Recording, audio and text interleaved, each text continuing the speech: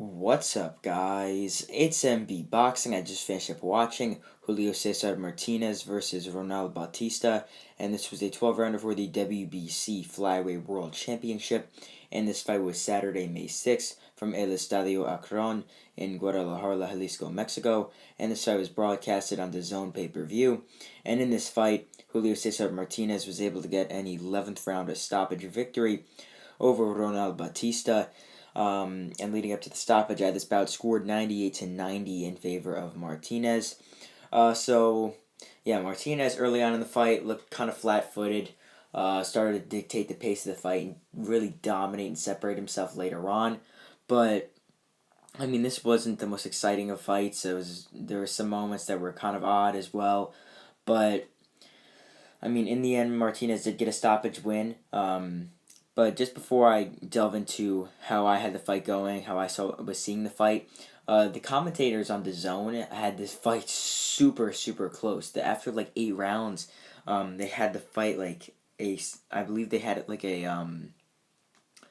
5-3 type of fight in favor of Martinez. Like they had it a really, really close fight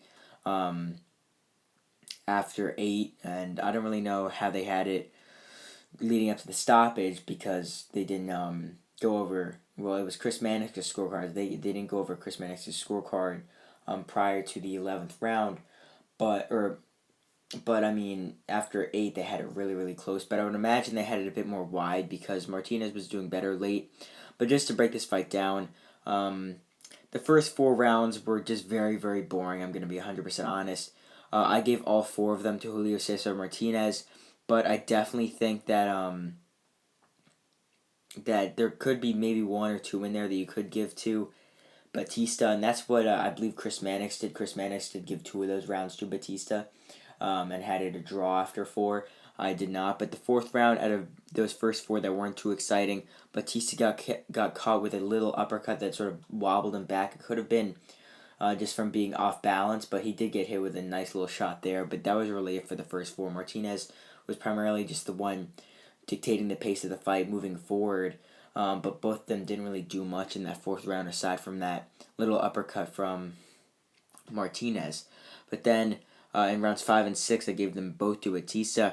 He was really landing nice combinations on Martinez. I was shocked. I mean, Martinez was just had his back against the ropes, getting hit with shots, not really throwing effective shots back, and he clearly lost rounds 5 and 6. Then in round number 7, this was a very odd round.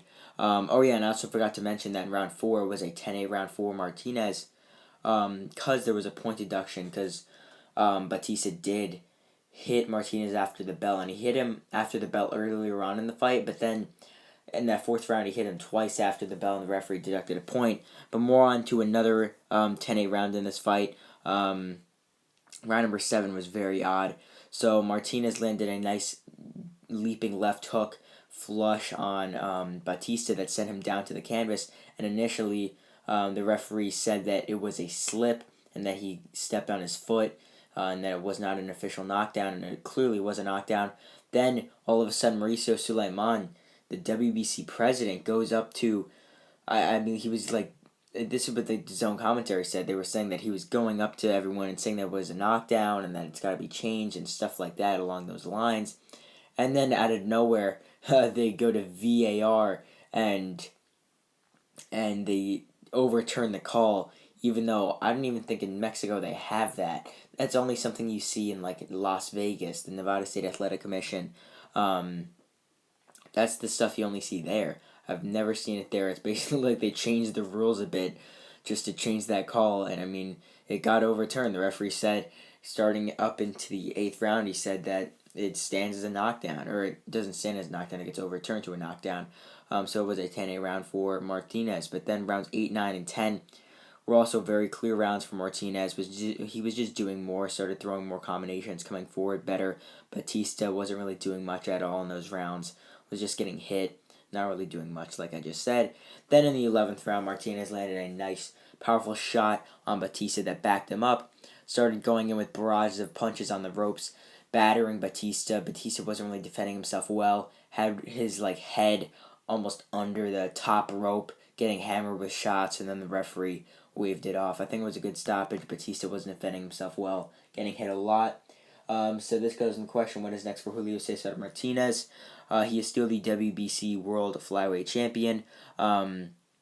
If he wants to unify, the WBA champion is Artem Dalaki, and the WBO champion is newly crowned Jesse Rodriguez, and the IBF champion is Sonny Edwards. Out of those three champions, I think most likely he'll face Jesse Rodriguez, because Rodriguez is obviously a DAZN fighter. Would make for a very, very high profile fight, card. I would definitely be interested in it, but I think that Jesse Rodriguez would be much too skilled for Martinez. But I'm definitely up for the fight. If Martinez doesn't unify, then he could face one of these three fighters. All three of them, I think they're coming off losses. Maybe I'm incorrect on one or two of them, but David Jimenez, he lost to Artem Dalaki, and actually that's a possible opponent, I think, for Martinez, because before this fight he had a nice win over Ricardo Sandoval, and that goes into my next possible opponent for Martinez, and that is Ricardo Sandoval. Sandoval is currently, I believe, by BoxRec might be ranked higher than Martinez, which is quite interesting. But I believe he also obviously has great ties with Golden Boy and DAZN, and is still a world-ranked fighter in the weight class, so he's definitely an option. And then for one last option could be Felix Alvarado. Alvarado had a pretty competitive loss to Sonny Edwards. I'm pretty sure that was his last fight, unless he had sort of a stay busy fight. But I would definitely not mind seeing that fight. That could be an interesting clash between Alvarado and Alvarado is also a former champion. Could be Alvarado versus Martinez. Any of those opponents could definitely be next, and honestly, they wouldn't be that bad of fights.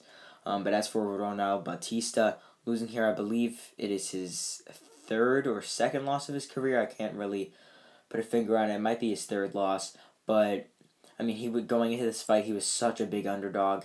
He didn't really fight anyone at all at the world level. So or besides Mihail Aloyan, unless I'm saying his name incorrectly, that's really the closest he had to a world level fighter, and he wasn't even a world level fighter. He lost to that guy by unanimous decision, but he didn't really beat anyone at world level. He didn't really, he had no experience going to this fight, and he actually didn't fight that terribly, considering that Martinez is known as like a killing machine, like just going forward, mauling guys with big shots, especially against guys at his level, at a Batista's level. But Batista, like I said, he fought defensively well up until later on when he was getting caught. Definitely says something about his gas tank not being that experienced. But for Batista, I think he's going to go back to Panama, take on some lower level guys, get some easy wins, and maybe get called up as an opponent in his next couple fights. So overall, Julio Cesar Martinez stops Ronal Batista in the 11th round to retain his WBC Flyweight World title. And yeah, that's really it. I'm MB Boxing. Thanks for watching, and I'll see you guys later.